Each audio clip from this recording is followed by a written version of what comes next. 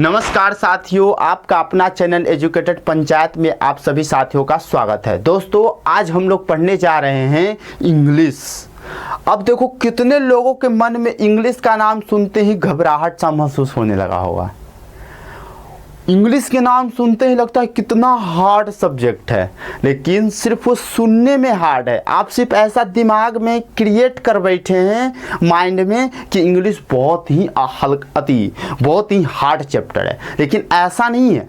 English इतना हल्का chapter है कि उतना हल्का तो हिंदी भी नहीं है। बस समझने के देर है। हम लोग को अंदर जो इंग्लिश के प्रति जो डर है, उसको हम लोग एक छोटे से बुक के माध्यम से उसे ख़त्म करने का कोशिश करेंगे और धीरे धीरे इंग्लिश की ओर अपना कदम बढ़ाएंगे, है ना। तो चलते देखते हैं। आज हम लोग अब ज़्यादा वक्त नहीं लेंगे, क्योंकि इंग्लिश हम लोग को स्टार्ट करनी है, चैप्टर स्टार्ट करनी है। तो हम लोग एक बुक पढ़ने जा रहे हैं। उस बुक का नाम है ऑक्सफोर्ड जूनियर इंग्लिश ट्रांसलेशन का फर्स्ट चैप्टर है कि एम इज आर का प्रयोग कहाँ कहाँ और कैसे करना है ना। उसका प्रयोग करने के लिए आज हम लोग सीखेंगे, है ना। चलिए देखते हैं, स्टार्ट करते हैं। हम लोग पढ़ने जा रहे हैं कि यूज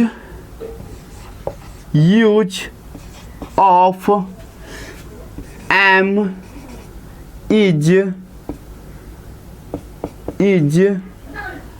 एंड आर, है ना। हम लोग इसका प्रयोग आज पढ़ेंगे। ये है क्या, इसका प्रयोग कहाँ कहाँ और कब कब करना है, किस वाक्य में करना है। इंग्लिश सिर्फ सोचना नहीं है, इंग्लिश के बारे में पहले जानना है। इंग्लिश बोलने के लिए सीखना है, तभी तो पता चलेगा कि इंग्लिश क्या है। इंग्लिश बहुत आसान है। चलिए देखते हैं। आज हम लोग इसका प्रयोग करने के लिए सीखेंगे। इसका उपयोग कहाँ कहाँ होता है ना। चलिए देखते हैं। एक छोटा सा माध्यम, एक वाक्य के अनुसार इसको पकड़ेंगे। जैसे रहेगा, हम नोट में लिखा देते हैं कि इसको आप कैसे पकड़िएगा कि एम इज आर का प्रयोग इस वाक्य में होगा, है ना। उसके लिए एक छोटा सा नोट है, वो लिखते हैं। जिससे रहेगा कि जिस वाक्य के अंत में बोल रहा है, ध्यान दीजिएगा वर्ड पे, कड़ा है अंत में कड़ा है। जिस वाक्य के अंत में हूँ, हैं, हूँ या हैं मुख्य क्रिया के रूप में, मुख्य यहाँ पे मुख्य है, मुख्य क्रिया के अंत में रहता है,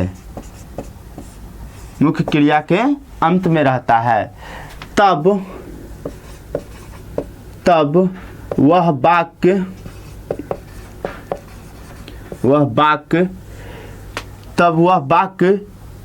के अनुसार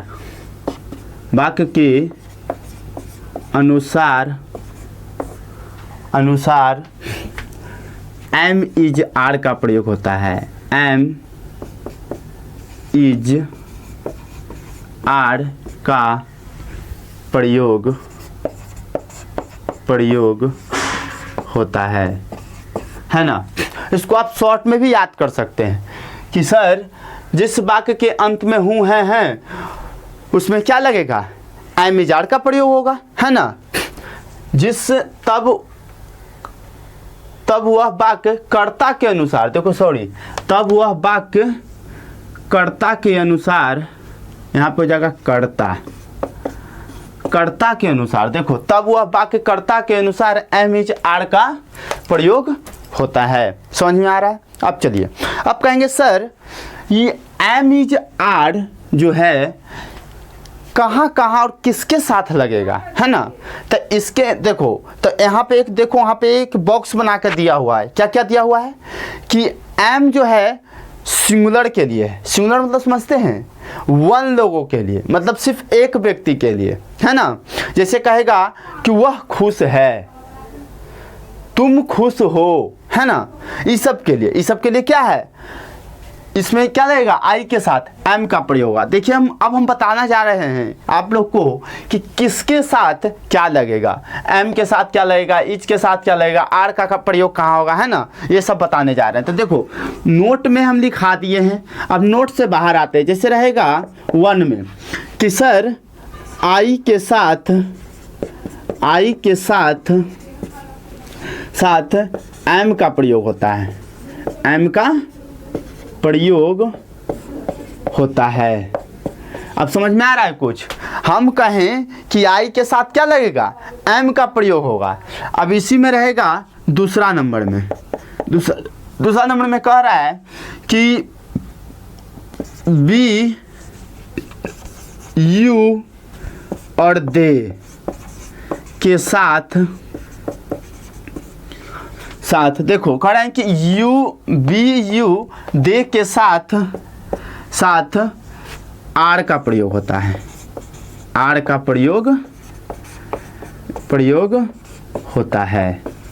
कुछ समझ में आ रहा है, समझने का कोशिश करना है। जहाँ कन्फ्यूजन वहीं पे रोक दो मास्टर को, है ना। यहाँ पे मास्टर सिर्फ पैसा कमाने के लिए तो नहीं आता है, तुम लोग सीखने के लिए आते हो। अब बिना सीखे जाना नहीं है।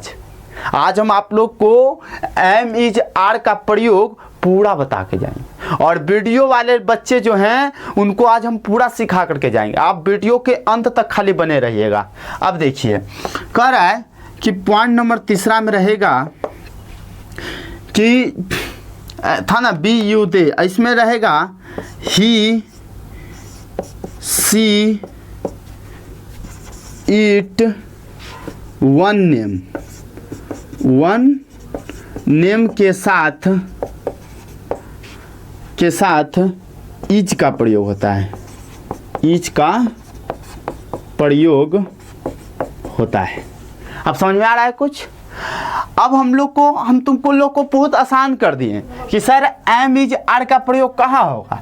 तो हम बोल ही दिए हैं कि जिस वाक्य के अंत में हूँ है हूँ लगा रहेगा उसमें क्या होगा, एम इज आर का प्रयोग होगा।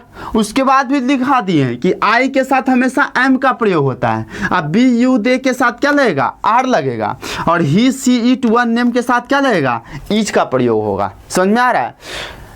ये ही जो है ना बॉयज़ के लिए है और सी जो है ना गर्ल्स के लिए है। अब समझ में आ रहा है, कहीं पे कोई कंफ्यूजन है। बी मतलब क्या होता है पता है, हम लोग। यू मतलब होता है तुम लोग, आप लोग, बहुत सारा वर्ड मीनिंग। दे के लिए होता है वे सब, है ना। जिस बच्चे को नहीं आता है वो सब लिख लेगा, नोटेड पॉइंट करेगा, ठीक ना। और आई के मतलब होता है मैं, आई मतलब क्या होता है, मैं होता है। एकदम बच्चा जन पढ़ाऊंगा, मजा आ जाएगा पढ़ने में। अब देखो ये सब पता हो गया। वन नेम का मतलब समझ रहे हैं, एक आदमी के लिए। अब देखिए अब इसी में आता है कि सर वाक्य कैसे बनेगा, है ना। वाक्य भी पता होना चाहिए। तो रहेगा जैसे एग्जाम्पल नंबर 1 में देखेंगे हम, ऐसे कहते हैं कि मैं खुश हूँ, मैं क्या हूँ, खुश हूँ। आज मैं बहुत खुश हूँ, ऐसे कह सकते हैं ना। नहीं तो कोई कहेगा कि मैं बहुत खुश हूँ, है ना।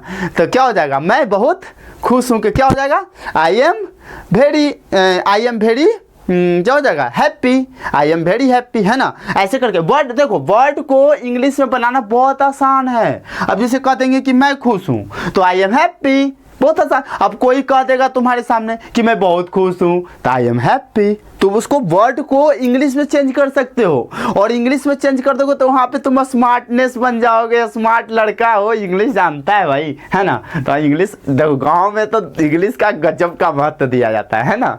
तो देखो क्या है, मैं खुश हूँ तो क्या हो जाएगा, आई एम हैप्पी।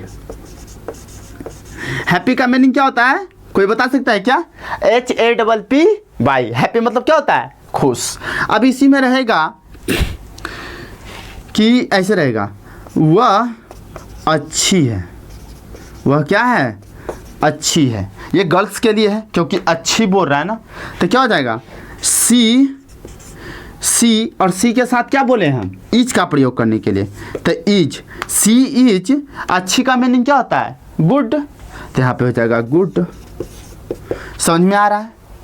समझ में आ रहा है। अब इसी में आएगा, देखिए सर इतना ही मत सोचिएगा कि सर ये बन गया, नहीं, इसमें बहुत सारा आता है। तो आप देख लीजिएगा थोड़ा सा बुक में, हम सिर्फ आपको सिर्फ बता रहे हैं कि कहाँ किसके साथ लगेगा। जैसे कहेगा कि हम लोग, ऐसे रहेगा, हम लोग खुश हैं, क्या कह देगा, हम लोग खुश हैं। तो हम लोग यानी कि सभी के लिए बोल रहा है ना, हम लोग यानी कि पूरे को संबोधित कर रहा है। तो हम लोग के क्या हो जाएगा, बी। अब बी के साथ क्या लगाने के लिए सिखाए हैं, आर, तो हो जाएगा आर हैप्पी, HAPPY।